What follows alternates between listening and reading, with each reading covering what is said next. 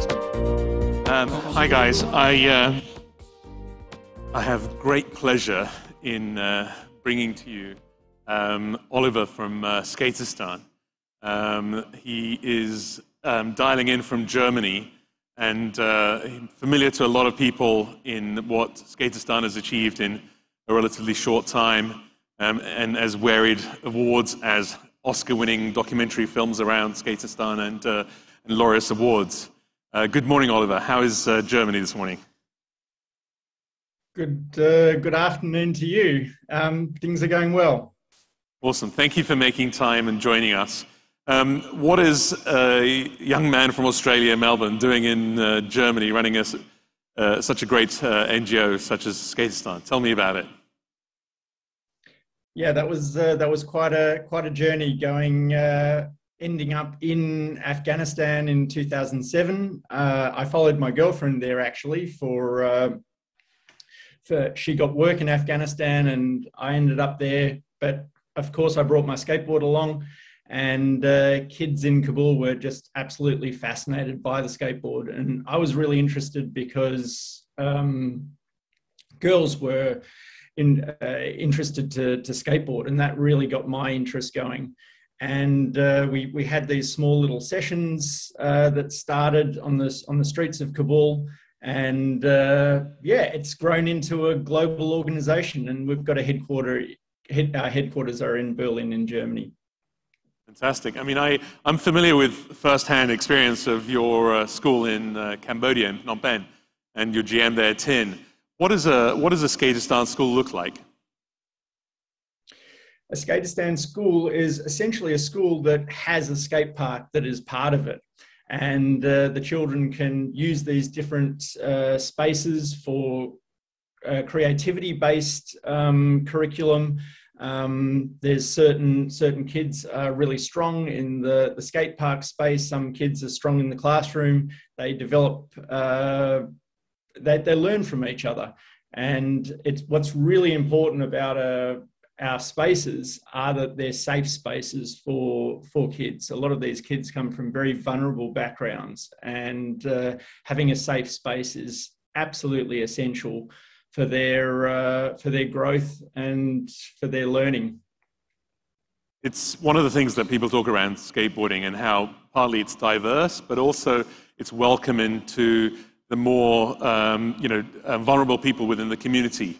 There was a story on LinkedIn this morning about a Singapore skate park where a young boy who was, suffering from mild autism, but he found himself to be welcomed by the skateboard community in Singapore. What is it about skateboarding that makes it so welcoming as a pastime? I think it is. I think it is a really inclusive community. We see that with a lot of LGBTQ plus initiatives being taken. The big push from our side definitely to involve girls and make sure that they're properly represented. Over 50% of our students globally are girls, and that's a really, really important part. But specifically, the thing about skateboarding, I think one aspect is that it doesn't necessarily need to be competitive, and there's a big creative element to it. It is a sport. It can be competitive, but it also, there's a lot of other. There's definitely a creative side to it as well, and I think that means that everybody can take part. When with our school in Kabul, for example, there are kids from all different backgrounds. There are kids from very poor backgrounds. There are kids from more middle-class backgrounds. And in the classroom, the kids with higher levels of education are the ones that are teaching the poorer kids, and there's that peer-to-peer.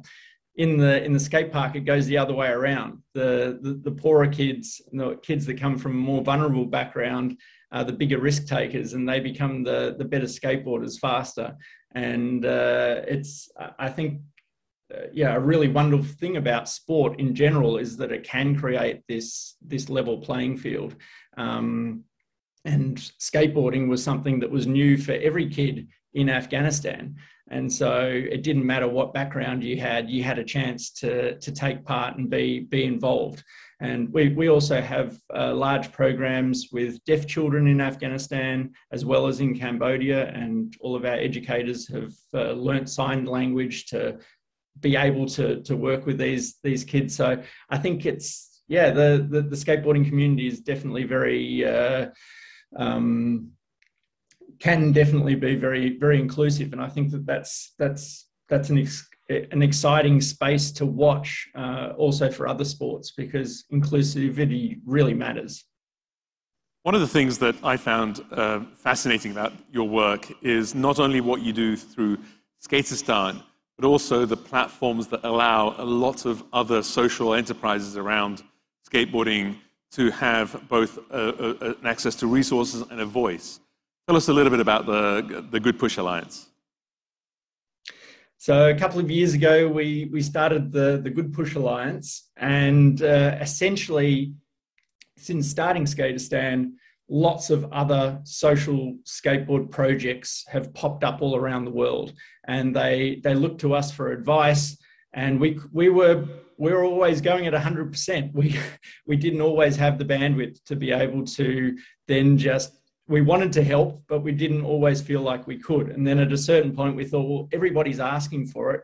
Let's see if we can build some sort of knowledge platform so that if we share whatever we know, they can leapfrog and they can get to directly where we are right now. And we saw two large areas where the social skate sector was lacking.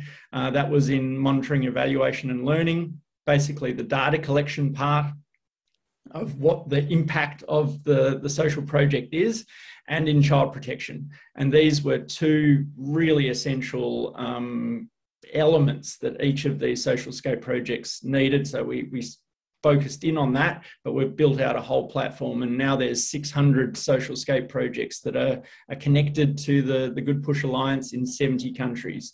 And it's so exciting to see that grow. There's 100 in Brazil alone. So wow. really exciting stuff happening. That's amazing, because you hear the stories of Brazilian skaters coming through, and they're achieving so much, on a competitive global platforms, including obviously the Olympic Games. What has the Olympic Games done for skateboarding and for Skateistan and the Good Push Alliance? I think the Olympic Games is going to really open up skateboarding for girls globally, and for especially for countries that don't have a big skateboarding community yet. This is really going to make skateboarding a whole lot more inclusive in the longer run, and I think that's extremely exciting.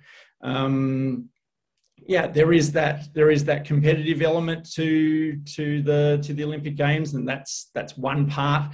But nobody owns skateboarding, and even something as big as the Olympics is not necessarily going to. It's going to add to what skateboarding is, which is really, really exciting.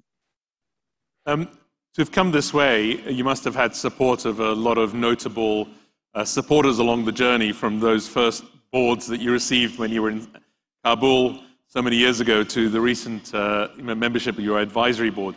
Tell us about some of the characters that have supported you along the way. Yeah, it was really cool to have. At first, I've been skateboarding since 1980, so I knew some people in Australia that were part of the skateboard industry, and Renton Miller was a friend of mine, and he helped out. Renton is a vert skateboarder, also a past world champion. And Jamie Thomas from Black Box, from Zero, they were all amazing supporters early on, and then it kept on growing and growing. We've had the support of Tony Hawk on our advisory board for quite a number of years now, and it's really it's really incredible to see so many people in the skateboard industry. So yeah, willing to help out and willing to back us and help us grow. One of the things about community is obviously the channels through which we keep in touch and we maintain those relationships. And I feel, like you mentioned with Renton, in Melbourne, he is such a big contributor to the growth of the sport here in Asia. And Tony Hawk, obviously. What is the next phase of growth for Skateistan? What's next on the horizon for you? Well, we got hit really hard with both COVID and then the change of regime in Afghanistan, and so we needed to adapt to this situation. And so September was definitely putting our heads together, working out what the future looks like, and we're really excited to basically launch all across the world. We want to be in 20 new locations within the next 12 months. We're going to do that through a number of different means. One is through the Good Push Alliance, through all of these other social scope projects that we're connected to. We're interested to team up with other NGOs that are already registered in different places. And for example, we work with a ballet school in Kenya that is doing stuff with us.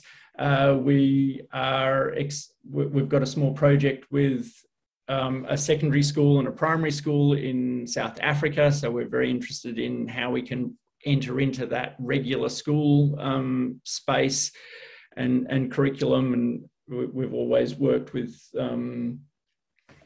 ministries of education wherever in the different locations that we work. So they're all some parts of our expansion, as well as rebuilding in Afghanistan. And there's some really positive steps taken. It's a long road ahead, but it does look very, very hopeful. So yeah, we're really excited about these plans. Oh, that's great to hear. I mean, again, I've seen your work firsthand in some of the stuff that we're talking about in the Middle East or in Jordan. Obviously, as you said, I saw some jobs being advertised in South Africa to carry on the good work in there. How can people support you? How can people get in touch and support you? We've got a campaign that just launched called The Next Chapter, and we're looking to raise $1.5 million within the next 4 months. And that's something that everybody can get involved with. Go to skateistan.org and look out for the campaign on Instagram, on Facebook, on Twitter. And we'd love to have people get behind and support the growth of something that is really, really exciting and really speaks to the youth. What Skateistan does works because kids get it, and they get it really fast. And this is where we're going to stay relevant. We're going to keep on evolving, and with everybody's support globally, which has just been growing and growing and growing, we've been able to achieve some really, really incredible things. So I'm really hopeful about the future, and especially the space for girls in skateboarding to continue to grow and evolve. On that note, I just want to say thank you very much and for making time today. It's a great story, and thank you for sharing it. Thank you so much for having me, Huss. Great talking to you. Awesome. Thank you very much.